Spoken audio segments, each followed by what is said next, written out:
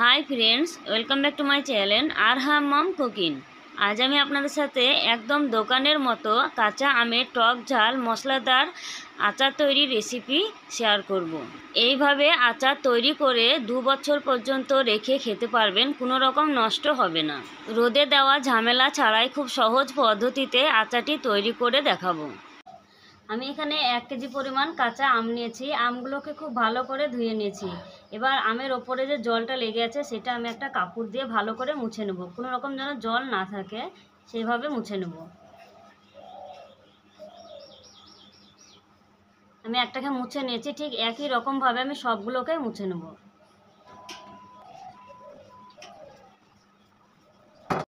সব আমগুলো আমার এখানে মোছা হয়ে গেছে। এবার আমি আমগুলোকে কেটে নেব।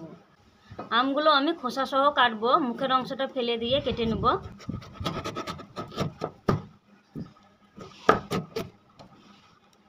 মাছ বরাবর কেটে নিয়েছি। এবার ছোট ছোট পিস করে নেব।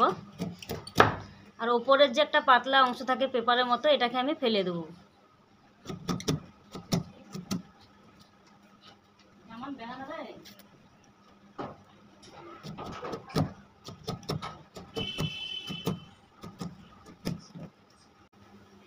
এভাবে ছোট ছোট টুকরো টুকরো করে আমি সব আমগুলোকে কেটে নেব। কেটে আমি একটা অন্য পাত্রে রেখে দিলাম।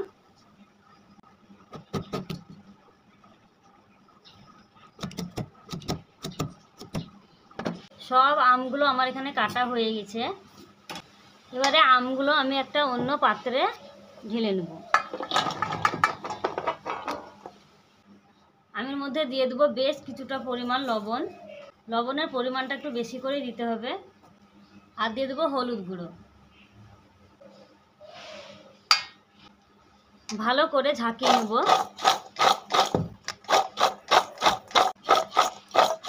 লবণ ও হলুদটাকে আমি খুব ভালো করে মিশিয়ে নিয়েছি। লবণ মাখিয়ে রাখলে অনেকটা জল বেরিয়ে আসে। এবার আমি ঢাকা দিয়ে 2 ঘন্টার জন্য রেখে দেব। 2 ঘন্টা পর আমি ফিরে এলাম। এবার আমি আমগুলোকে ছেঁকে নেব। দেখুন বন্ধুরা, আম থেকে অনেক জল বের হয়েছে।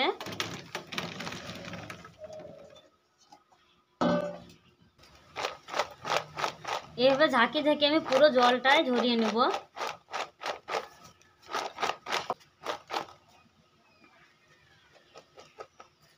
দেখুন বন্ধুরা কতটা জল বের হয়েছে। লবণ দিয়ে এভাবে রেখে দিলে 2 ঘন্টা মতো অনেক জল বেরিয়ে আসে। এই জলটা যদি আচারে থাকতো তাহলে আচারটা নষ্ট হয়ে যেত। এবারে আমি আমগুলোকে এইভাবে ঢেলে দেব। আমি আমগুলোকে খুব পাতলা করে ছড়িয়ে নেব। 2 ঘন্টার জন্য আমি ফ্যানের হাওয়াতে রেখে দেবো। আপনারা এটা রোদে দিতেও পারেন, যেহেতু আমি রোদে দেওয়ার ঝামেলা ছাড়াই আমের আচারটা বানাচ্ছি তাই রোদে দেবো না। এবার আমি ফ্যানের হাওয়াতে দিয়ে দেবো। ওদিকে আমটা শুকাচ্ছে, এদিকে আমি ভাজা মশলাটা বানিয়ে নেব।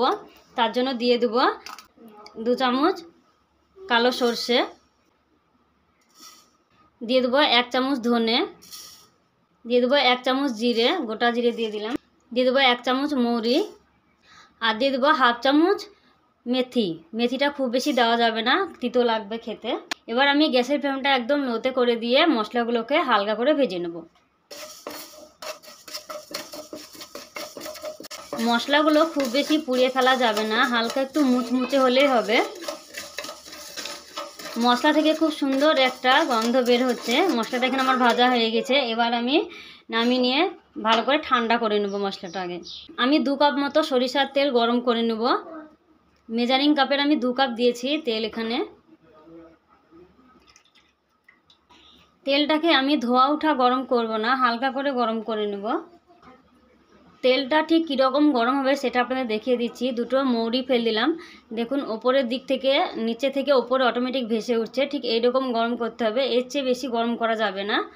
এবার আমি গ্যাসের ফ্লেমটা বন্ধ করে দেব। আমগুলোকে আমি 2 ঘন্টা মতো ফ্যানের তলায় রেখে দিয়েছিলাম। দেখুন আমগুলো ভালোভাবে শুকিয়ে গেছে, একটুকু জল নেই গায়ে লেগে। এবারে আমি মশলাগুলো মাখিয়ে নেব। আমি যে 2 কাপ পরিমাণে সর্ষের তেল গরম করেছিলাম তার 1 কাপ মতো তুলে রেখেছি, ঠান্ডা করে নিয়েছি পুরো। আর একটা হালকা কুসুম গরম হয়েছে, তেলটা দিয়ে দিলাম। এবার আমি এই কুসুম গরম তেলের মধ্যে 3টে উপকরণ মিশিয়ে দেবো। নিয়েছি 1/2 চামচ কালো জিরে, দিয়ে দেবো হাফ চামচ জোয়ান, আর দিয়ে দেবো খুব সামান্য পরিমাণে হিং। উপকরণগুলো আমি একসঙ্গে ভালো করে মিশিয়ে নেব তেলের মধ্যে। এবার ওই ভাজা মশলাটা আমি গুঁড়ো করে নিয়েছি, সেই ভাজা মশলাটা দিয়ে দেবো।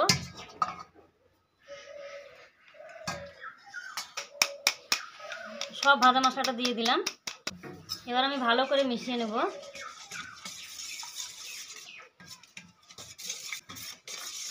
এবার আমি 5 মিনিট মতো অপেক্ষা করব যাতে তেলের মধ্যে মশলাগুলো ভালো করে ফুলে ওঠে। এবারে অ্যাড করে দেবো 1 চামচ লঙ্কার গুঁড়ো, 1 চামচ দিয়ে দেবো হলুদ গুঁড়ো, আর 1 চামচ দিব ভিনিগার। ভিনিগার দিলে আচার নষ্ট হয় না। আর দিয়ে দেবো স্বাদ মতো লবণ। সব উপকরণগুলো খুব ভালো করে মিশিয়ে নেব। খুব ভালো করে মিশিয়ে নিয়েছি। এবার সে শুকিয়ে রাখা আমগুলো সব দিয়ে দেবো।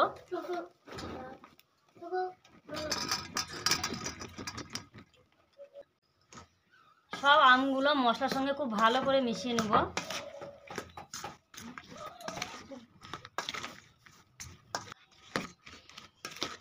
আমগুলোর সঙ্গে মশলা খুব ভালো করে মিশিয়ে নিয়েছি। এবারে কাচের বয়মে ভরে নেব। কাচের বয়মটিকে ভালো করে ধুয়ে আমি শুকিয়ে নিয়েছি। কোনো রকম জল ভাব যেন না থাকে সেদিকে লক্ষ্য রাখতে হবে, নইলে আচারটা নষ্ট হয়ে যাবে জল থাকলে। এবারে সব আমগুলো ভরে দিয়ে আমি যে 1 কাপ তেল রেখেছিলাম সে তেলটাও আমের মধ্যে ঢেলে দেব। সব আমগুলো আমি বয়মের ভিতর ভরে নিয়েছি। এইভাবে আচার বানালে প্রায় 2 বছর পর্যন্ত ভালো থাকবে, কোনো রকম নষ্ট হবে না। আমার এই পদ্ধতি আপনারা ফলো করে বানাবেন, দেখবেন খুব ভালো থাকবে আর খেতে অনেক টেস্টি হবে। মশলাদার টক ঝাল আমের আচার। আমগুলো তেলের মধ্যে থেকে থেকে অনেক বেশি মজে যাবে, তখন অনেক বেশি আমগুলো নিচে নেমে যাবে, তখন তেলটা উপরের দিকে উঠে আসবে। বন্ধুরা, এই পদ্ধতি ফলো করে আপনারাও বানাবেন। আমার এই টক ঝাল আমের আচারের রেসিপি যদি আপনাদের ভালো লাগে অবশ্যই লাইক করবেন, কমেন্ট করবেন। আর যারা আমার চ্যানেল নতুন বন্ধুদের জন্য সাবস্ক্রাইব করেনি তারা চ্যানেলটিকে অবশ্যই সাবস্ক্রাইব করে পাশে থাকবেন। ফিরে আসছি নতুন কোনো রেসিপি নিয়ে, ততক্ষণে সুস্থ থাকবেন, ভালো থাকবেন। ধন্যবাদ।